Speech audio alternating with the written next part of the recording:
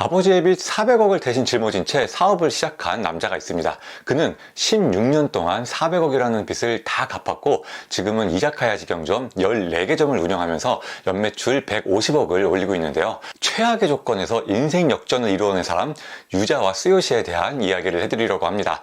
이 책의 주인공이자 저자인데요. 이 책은 저에게 사업 관련 책을 추천해달라고 하면 가장 먼저 추천드리는 책 중 하나예요. 왜냐하면 다점포를 운영하는 노하우에 대해서 직접적인 정보를 얻을 수 있는 몇 안 되는 책이고요. 굉장히 재밌거든요. 그래서 사업에 관심이 있는데 책이랑 별로 안 친한 분들 있잖아요. 그런 분들이 읽으면 책 읽는 재미가 뭔지 바로 알게 될 겁니다. 흥미로운 스토리를 따라가다 보면 엄청난 사업 노하우도 함께 습득할 수 있는 책, 어느 날 400억 원의 빚을 진 남자 이야기를 들려드릴게요. 유자와는 맥주회사 기린에 다니는 36살의 평범한 직장인이었어요. 그런데 어느 날 갑자기 아버지가 돌아가십니다. 술을 드시다가 심근경색이 왔대요. 급하게 장례식을 치르고 있는데 아버지 회사에 격리 직원이 찾아옵니다. 지금 회사가 난리가 났어요. 결정권자가 없어서 대금 지급을 못하고 있습니다. 그러니 제발 회사에 오셔서 도장만이라도 좀 찍어 주십시오. 그렇게 사정을 하더라는 겁니다. 하는 수 없이 2주일간 휴가를 내고 아버지 회사에 나가서 도장을 찍어주기 시작해요.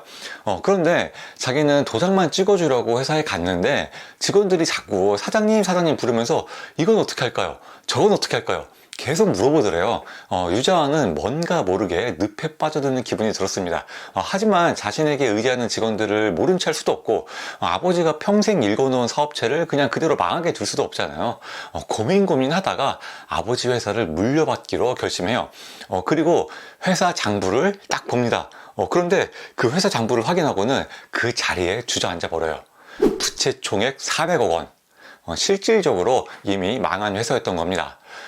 심지어 회사 사정을 파악해 보니까 알면 알수록 개판이에요. 그때 매장이 33개였거든요. 주력 사업은 이자카야였는데 그 외에도 초밥집, 규동집이 있었어요.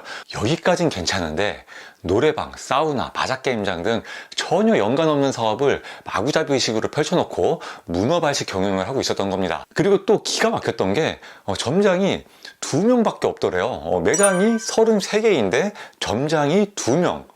게다가 회사를 통과하는 직원은 격리 직원 단 1명 뿐이었죠. 그러다 보니까 매장이 제대로 돌아갈 리가 있겠어요. 아주 개판이었죠.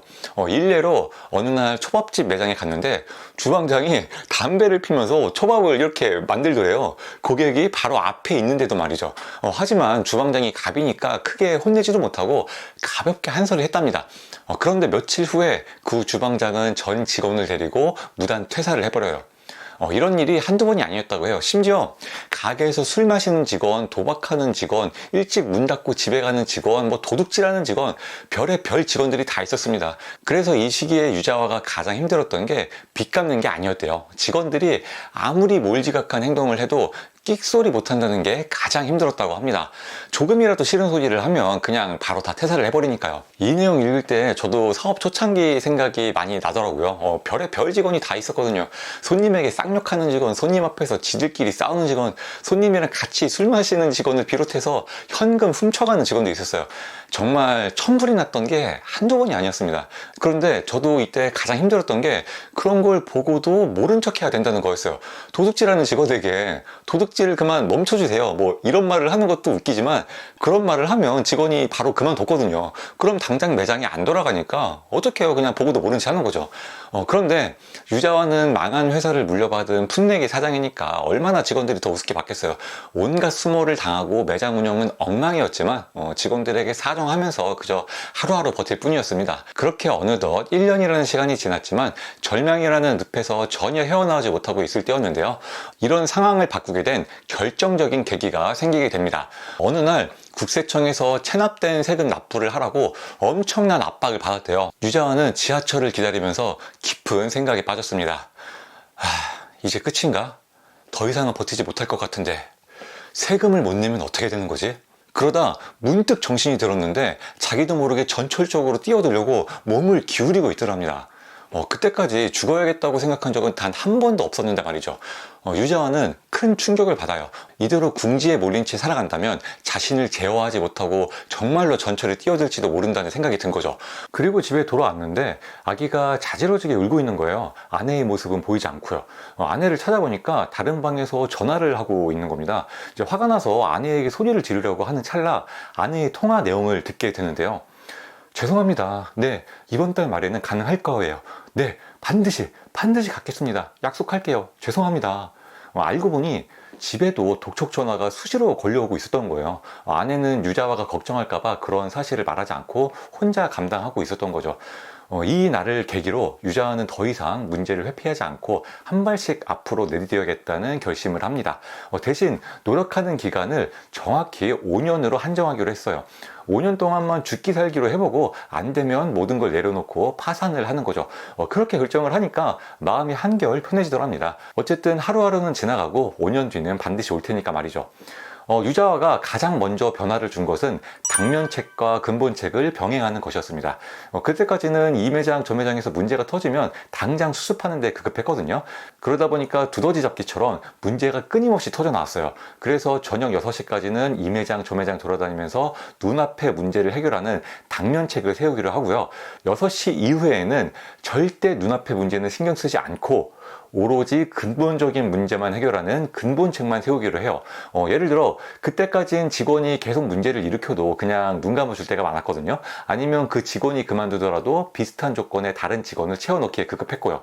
그런데 6시 이후에는 근본적인 해결책을 고민을 한 거죠. 직원들이 선호하는 근무 조건 만들기, 비싸더라도 제대로 된 채용 사이트에 채용 공고 올리기, 급하더라도 아무나 뽑지 않고 정확한 면접을 통해서 직원 채용하기, 이런 식으로 말이죠. 그리고 이런 근본책들은 모두 매뉴얼로 만들어서 전 지점에 공유했어요. 물론 처음에는 이런 근본책을 세우는 시간이 굉장히 부족했습니다. 하지만 근본적인 문제들이 하나씩 해결되니까 눈앞에 문제들이 터져 나오는 횟수가 눈에 띄게 줄어들기 시작해요. 그러니까 점점 더 시간이 여유로워지기 시작했죠. 유자와는 이걸 근본책이라고 표현을 했는데요. 우리에게 좀 더 익숙한 표현으로 바꾸면 시스템이라고 표현할 수도 있겠죠. 유자와는 6시 이후에 다점포 운영 시스템을 개발한 겁니다. 제가 굉장히 영감을 많이 받은 부분인데요. 우리는 보통 매장을 운영하면서 어떤 문제가 생기면 내가 그때그때 직접 해결하고 말잖아요. 그게 가장 빠르고 확실한 방법이니까요. 하지만 이렇게 운영을 하면 사업이 안 돼요. 매장이 늘어날수록 엉망이 될 테니까요. 내 몸을 여러 개로 복제할 수는 없잖아요. 그러니 사업을 하려면 내 몸이 아니라 시스템을 복제해야 하는 겁니다. 그래서 저 같은 경우에도 반복적으로 발생하는 문제가 있으면요, 그때그때 해결하는 것보다 그 문제가 다시 생기지 않게 하려면 어떻게 해야 하는가, 이렇게 근본적인 문제 해결을 훨씬 더 중요하게 생각합니다. 이것이 바로 시스템을 만드는 과정이에요. 유자와가 그 다음으로 선택한 방법은 1점 돌파, 전면 전개 전략이었습니다. 그때만 해도 모든 매장이 다 엉망진창이었거든요. 그런데 돈도 없고 사람도 없었기 때문에 모든 매장을 다 개선할 수는 없었어요.